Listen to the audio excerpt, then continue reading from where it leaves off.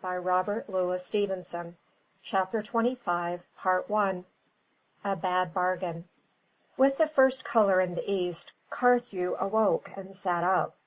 Awhile he gazed at the scroll of the morning bank and the spars and hanging canvas of the brig, like a man who wakes in a strange bed, with a child's simplicity of wonder. He wondered above all what ailed him, what he had lost, what disfavour had been done him, which he knew he would resent, yet had forgotten. And then, like a river bursting through a dam, the truth rolled on him its instantaneous volume. His memory teemed with speech and pictures that he should never again forget, and he sprang to his feet, stood a moment hand to brow, and began to walk violently to and fro by the companion. As he walked he wrung his hands. "God! God! God!" he kept saying, with no thought of prayer, uttering a mere voice of agony. The time may have been long or short. It was perhaps minutes, perhaps only seconds, ere he awoke to find himself observed, and saw the captain sitting up and watching him over the break of the poop. A strange blindness as of fever in his eyes, a haggard knot of corrugations on his brow. Cain saw himself in a mirror. For a flash they looked upon each other, and then glanced guiltily aside, and Carthew fled from the eye of his accomplice, and stood leaning on the taffrail. An hour went by, while the day became brighter, and the sun rose and drank up the clouds. An hour of silence in the ship, an hour of agony beyond narration for the sufferers. Brown's gabbling prayers, the cries of the sailors in the rigging, strains of the dead Hempstead's minstrelsy, ran together in Carthew's mind with sickening iteration. He neither acquitted nor condemned himself. He did not think, he suffered. In the bright water into which he stared, the pictures changed and were repeated. The Bearsark rage of Goddedal, the blood-red light of the sunset into which they had run forth, the face of the babbling Chinaman as they cast him over, the face of the captain, seen a moment since, as he awoke from drunkenness into remorse. And time passed, and the sun swam higher, and his torment was not abated. Then were fulfilled many sayings, and the weakest of these condemned brought relief and healing to the others. Amalu the drudge awoke, like the rest, to sickness of body and distress of mind, but the habit of obedience ruled in that simple spirit, and, appalled to be so late, he went direct into the galley, kindled the fire, and began to get breakfast. At the rattle of dishes, the snapping of the fire, and the thin smoke that went up straight into the air, the spell was lifted. The condemned felt once more the good dry land of habit underfoot. They touched again the familiar guide-ropes of sanity. They were restored to a sense of the blessed revolution and return of all things earthly. The captain drew a bucket of water and began to bathe. Tommy sat up, watched him a while, and slowly followed his example. And Carthew, remembering his last thoughts of the night before, hastened to the cabin. Mac was awake, perhaps had not slept. Over his head Goddedal's canary twittered shrilly from its cage. "How are you?" asked Carthew. "Me arrum's broke," returned Mac, "but I can stand that. It's this place I can't abide. I was coming on deck anyway." "Stay where you are, though," said Carthew. "It's deadly hot above, and there's no wind.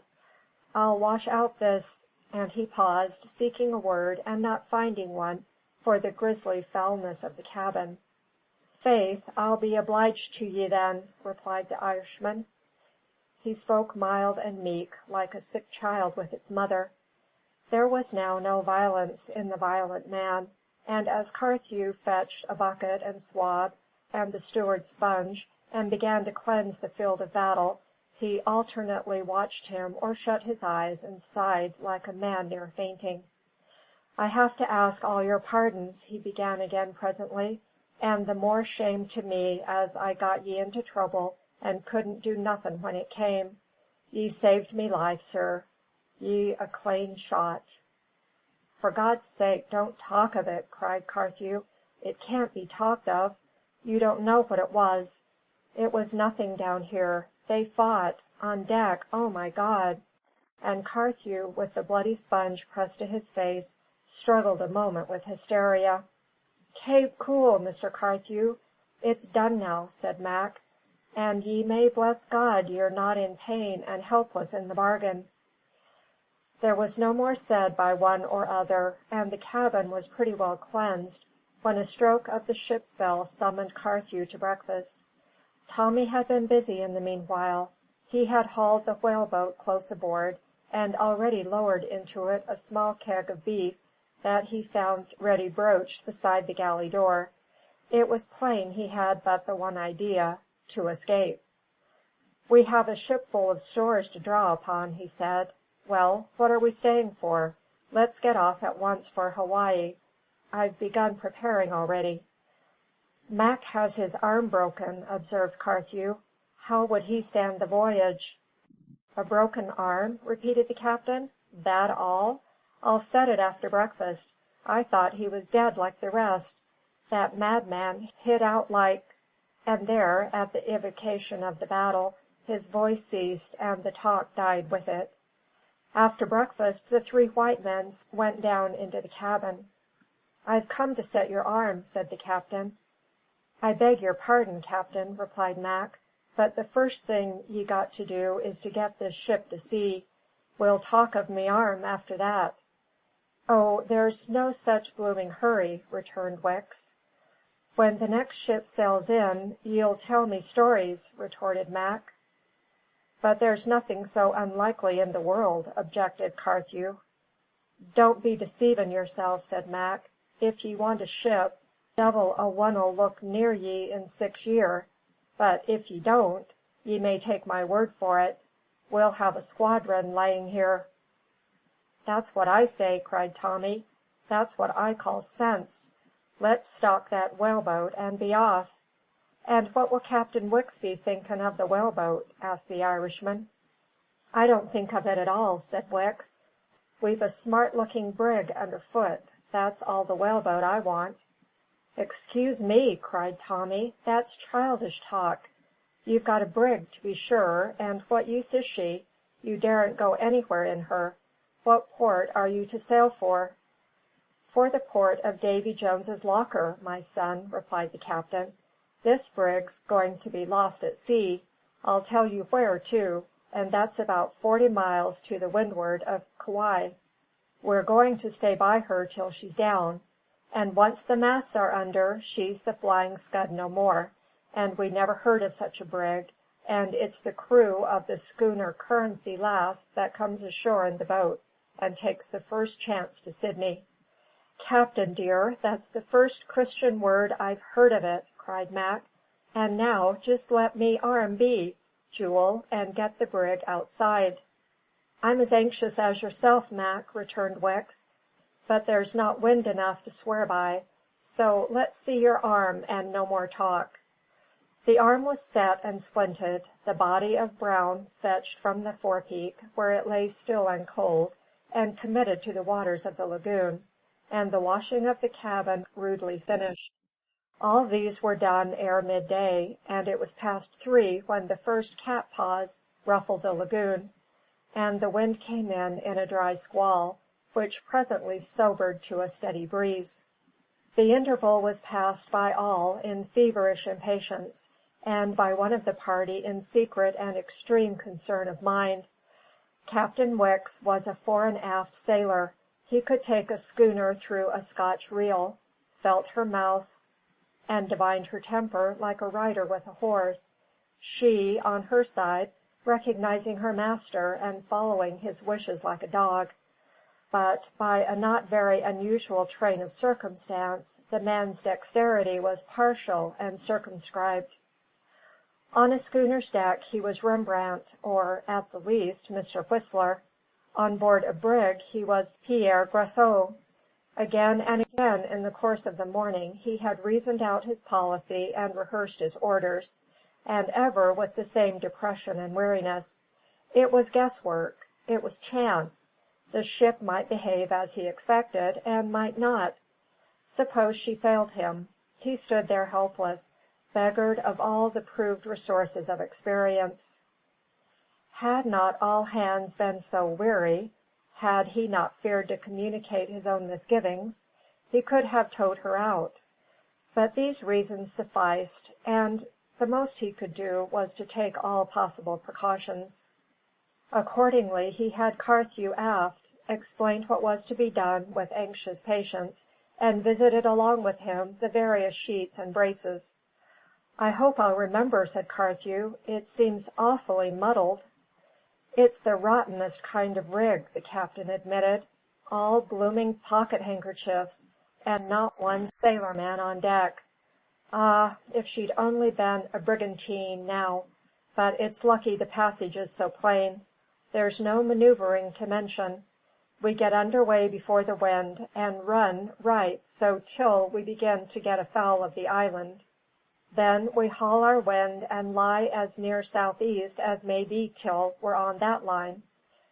'Bout ship there and stand straight out on the port tack. Catch the idea?" "Yes, I see the idea," replied Carthew, rather dismally; and the two incompetents studied for a long time in silence the complicated gear above their heads. But the time came when these rehearsals must be put in practice. The sails were lowered, and all hands heaved the anchor short. The whaleboat was then cut adrift, the upper topsails and the spanker set, the yards braced up, and the spanker sheet hauled out to starboard. "Heave away on your anchor, Mr. Carthew." "Anchor's gone, sir." "Set jibs." It was done, and the brig still hung enchanted. Wicks, his head full of a schooner's mainsail, turned his mind to the spanker. First he hauled in the sheet, and then he hauled it out, with no result. "Brail the damned thing up!" he bawled at last, with a red face. "There ain't no sense in it." It was the last stroke of bewilderment for the poor captain, that he had no sooner brailed up the spanker than the vessel came before the wind. The laws of nature seemed to him to be suspended. He was like a man in a world of pantomime tricks. The cause of any result, and the probable result of any action, equally concealed from him. He was the more careful not to shake the nerve of his amateur assistants. He stood there with a face like a torch, but he gave his orders with plumb, and indeed, now the ship was under way, supposed his difficulties over. The lower topsails and courses were then set, and the brig began to walk the water like a thing of life, her forefoot discoursing music, the birds flying and crying over her spars.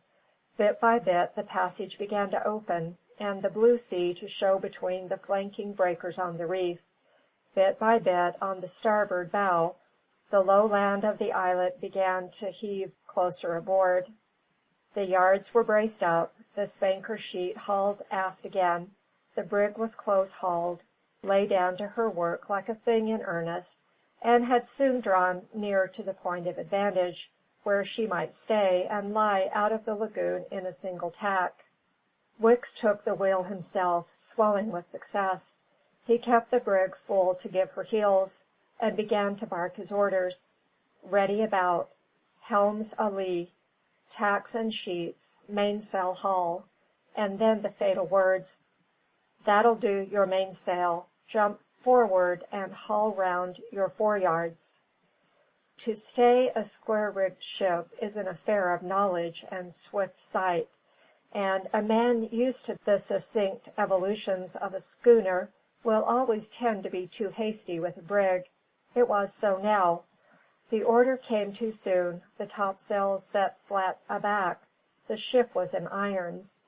Even yet, had the helm been reversed, they might have saved her. But to think of a stern-board at all, far more to think of profiting by one, were foreign to the schooner sailor's mind. Wicks made haste instead to wear ship, a manoeuvre for which the room was wanting, and the Flying Scud took ground on a bank of sand and coral about 20 minutes before 5. Wicks was no hand with a square rigger, and he had shown it. But he was a sailor, and a born captain of men for all homely purposes, where intellect is not required and an eye in a man's head and a heart under his jacket will suffice. Before the others had time to understand the misfortune, he was bawling fresh orders, and had the sails clewed up and took soundings round the ship. "She lies lovely," he remarked, and ordered out a boat with the starboard anchor. "Here, steady!" cried Tommy. "You ain't going to turn us to warp her off?" "I am, though," replied Wicks. "I won't set a hand to such tomfoolery for one," replied Tommy. "I'm dead beat." He went and sat down doggedly on the main hatch. "You got us on. Get us off again," he added. Carthew and Wicks turned to each other. "Perhaps you don't know how tired we are," said Carthew. "The tide's flowing," cried the captain. "You wouldn't have me miss a rising tide?" "Oh, gammon, there's tides to morrow," retorted Tommy. "And I'll tell you what," added Carthew, "the breeze is failing fast, and the sun will soon be down. We may get into all kinds of fresh mess in the dark, and with nothing but light airs." "I don't deny it," answered Wicks, and stood a while as if in thought. "But what I can't make out," he began again, with agitation, "what I can't make out is what you're made of. To stay in this place is beyond me. There's the bloody sun going down, and to stay here is beyond me." The others looked upon him with horrified surprise. This fall of their chief pillar, this irrational passion in the practical man, suddenly barred out of his true sphere, the sphere of action, shocked and daunted them. But it gave to another and unseen hearer the chance for which he had been waiting. Mac, on the striking of the brig, had crawled up the companion, and he now showed himself and spoke up. "Captain Wicks," said he, "it's me that brought this trouble on the lot of ye. I'm sorry for it. I ask all your pardons, and if there's any one can say I forgive ye, it'll make my soul the lighter." Wicks stared upon the man in amaze. Then his self-control returned to him. "We're all in glass houses here," he said. "We ain't going to turn and throw stones. I forgive you, sure enough, and much good may it do you." The other spoke to the same purpose. "I thank ye for it, and 'tis done like gentlemen," said Mac. "But there's another thing I have upon my mind. I hope we're all Protestants here." It appeared they were. It seemed a small thing for the Protestant religion to rejoice in. "Well, that's as it should be," continued Mac. "And why shouldn't we say the Lord's Prayer? There can't be no hurt in it." He had the same quiet, pleading, childlike way with him as in the morning, and the others accepted his proposal and knelt down without a word. "Kneel if you like," said he. "I'll stand," and he covered his eyes. So the prayer was said to the accompaniment of the surf and sea birds, and all rose refreshed and felt lightened of a load. Up to then they had cherished their guilty memories in private, or only referred to them in the heat of a moment, and fallen immediately silent. Now they had faced their remorse in company, and the worst seemed over. Nor was it only that, but the petition, "Forgive us our trespasses," falling in so apposite, after they had themselves forgiven the immediate author of their miseries, sounded like an absolution. Tea was taken on deck in the time of the sunset, and not long after the 5 castaways once more, lay down to sleep. Day dawned windless and hot. Their slumbers had been too profound to be refreshing, and they awoke listless, and sat up, and stared about them with dull eyes. Only Wicks, smelling a hard day's work ahead, was more alert.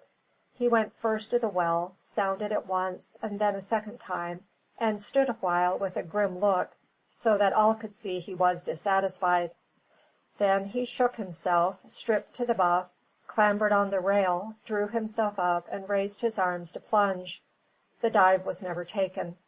He stood instead transfixed, his eyes on the horizon. "Hand up that glass," he said. In a trice they were all swarming aloft, the new captain leading with the glass. On the northern horizon was a finger of gray smoke, straight in the windless air like a point of admiration. "What do you make it?" they asked of Wicks. "She's truck down," he replied. "No telling yet. By the way the smoke builds, she must be heading right here." "What can she be?" "She might be a China mail," returned Wicks, "and she might be a blooming man of war, come to look for castaways. Here, this ain't the time to stand staring. On deck, boys."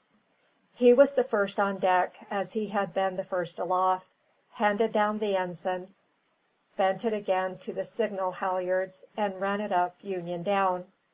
"Now hear me," he said, jumping into his trousers, "and everything I say you grip on to. If that's a man of war, she'll be in a tearing hurry. All these ships are what don't do nothing, and have their expenses paid.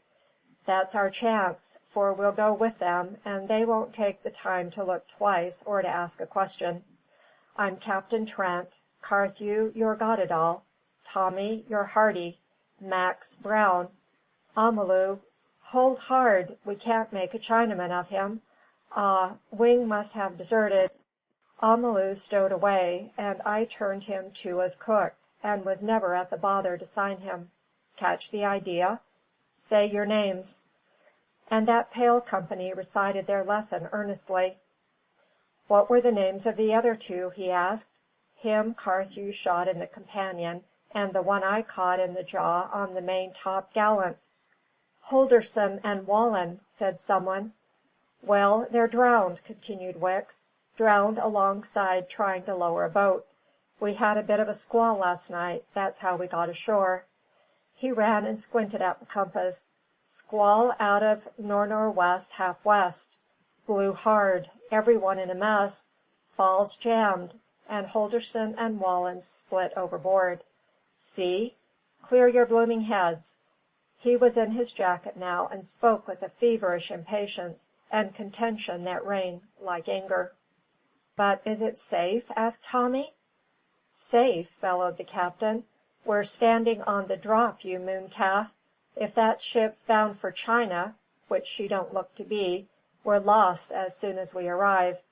If she's bound the other way, she comes from China, don't she?